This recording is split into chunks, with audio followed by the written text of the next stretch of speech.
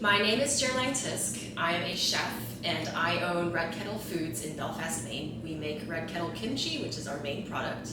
We also make a lot of other Asian ferments and spice mixes. I am a sailor by trade, so I have been sailing for more than a decade, and when I work on boats, I work in the galley, which is the kitchen of the boat. So I'm usually the cook on the boat.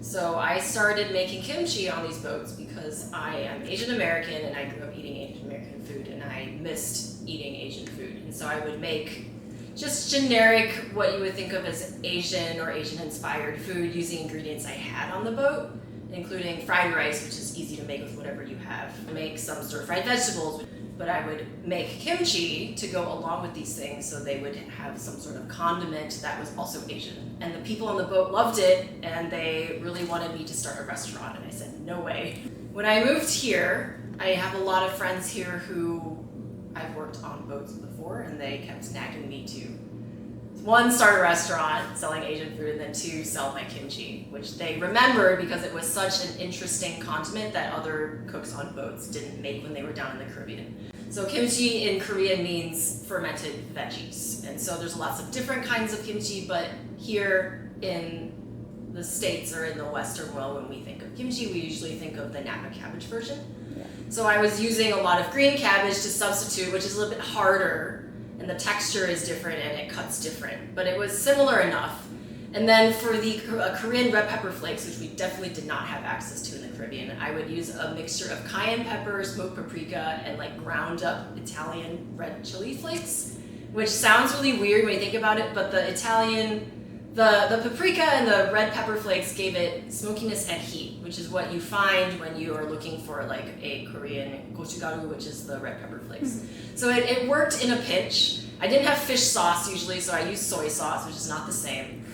So the end product looked different, but when you paired it with other foods, it was a fermented vegetable that went with Asian foods. In the Caribbean, it's very hot, and so it ferments really, really quickly, so I was able to make a big batch of kimchi and have it ready like the next day. I'm really proud of the fact that we are a Asian food business in the upper mid-coast where a lot of people don't have access to a lot of fresh and diverse Asian foods, especially East Asian foods, and by East Asian I mean Chinese, Japanese, and Korean. We don't have a lot of the foods that I grew up eating, the simple foods that I think of when I think of Asian foods. So I think of like rice porridge, or I think of fermented vegetables. So my heritage is Chinese, Vietnamese, and Japanese, and so I have a lot of different backgrounds that I bring to this business. And when I started Red Kettle Foods, I started with kimchi because that's what people are looking for these days to eat as like a simple Asian food. That's what I wanted to bring people, that feeling of being a community and coming together for a meal. But I also wanted to eventually showcase the diversity of Asian foods. I feel like the more that we grow Red Kettle Foods, the more important that mission is going to be. We try and source as locally as possible when we can, which means that in Maine it is fairly difficult because Maine's growing season is very short. Basically from like now until October, I can get local veggies. For the rest of the year, it's very difficult. In the fall, a lot of our ingredients are root vegetables. We are able to source some local storage crops from farmers that have a large surplus and they sell through the winter to supplement their income. We get ginger from a farm in Scarborough. The rest of the year, like January through June is very difficult. So what we try and do is source other things that are not vegetable. There's also fish sauce that we can get locally through the winter. So these things like that are available to us even when the fresh ingredients are not available.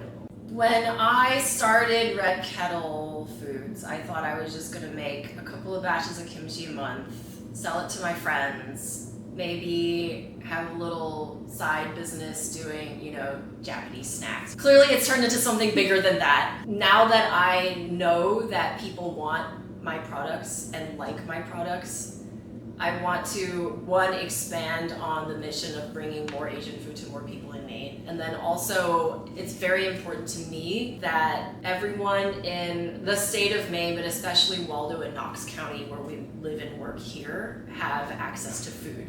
And And I believe that everybody deserves and has a right to food access. And it's increasingly more and more difficult for a lot of people to be able to get fresh, high quality food. And it really breaks my heart to like realize that there are a lot of our neighbors that don't have the means, the income, or just know where to get fresh food. And I know this is not a problem that I can solve by myself, but I would like to think that my business can help. And so the bigger we grow, the more resources I throw towards making sure that all of our neighbors have equal access to food and know that they can get a meal. So we do a lot of work with Daybreak Growers Alliance in Unity. We do a lot of work with Waldo County Bounty. We donate kimchi. We donate our time, I volunteer, I donate monetarily from the business as well. And then there's also the Belfast Soup Kitchen, which we're involved in. Also involved with the Union Farmers Market down in Knox County in Union, and by that extension, the Come Spring Food Pantry, bringing Asian food to more people and then just bringing food access and making sure that I am channeling the success of my business into this avenue. Being a small business owner means that I keep money in my community, and I am making these connections that are very important to me with my neighbors, with other small businesses, with people who I meet who try kimchi or Asian pickles for the first time, who have never had it and discover something new. Being a small business in Belfast allows me to spend my money with farms and organizations that matter to me. We're all supporting each other. The money stays in the community. It doesn't go out to who knows where. It is all here. Long-term goals for Red Kettle Foods are to continue selling our kimchi, our ferments throughout New England. We are expanding into other products. So we're doing a lot more just Asian ferments in general. So we started with kimchi and we're branching out. So we have Korean, Chinese, and Japanese ferments. And I really love that we have this huge variety, and I'd like to do more of it and introduce more to more people. The end goal is to have a retail store, and I'd love to have a restaurant and a community space. So that's a couple of years away. I am working towards the goal of being able to provide a retail space where people can come in and get not only my food, but also just Asian ingredients. And then, of course, having the restaurant, because I, in the end, want to see my customers eating my food in front of me. If you are scared to try kimchi, I would say that it's just food. There was a customer who came and he had never had it before and he was terrified.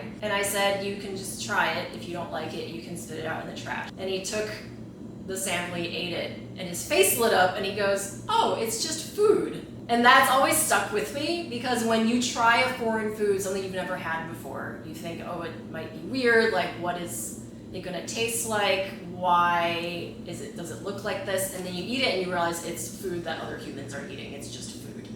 So don't be afraid to try new foods. When you try new things, it really opens up your palate and your world. So when I started my business, I was looking for help from any angle that I could find. Just a mentor to help me through any financial advice, how to find a space. When I found CEI, the mentorship that I found there was just very helpful, where I could talk through a problem with somebody who understood business. The resources that I was sent were also very helpful, but it was mostly the one-on-one mentorship where I was able to just call, email, have a meeting with my mentor Ruth and sit down and be like, these are the problems I'm working through. Am I crazy? So that was the most helpful thing. Yeah, CEI has been very valuable to me. Now that I am kind of in my 3rd to 4th year of business, I have a lot bigger things that I'm dealing with, like how to get a business loan. And so CEI is helpful in that regard, especially when I was starting out as just a very new food business owner. CEI was able to direct me on different paths and give me all the options. I feel like having a business advisor is a really great way to start a business. And so they were able to give me specific advice tailored to having a CPG food business that I wouldn't have found.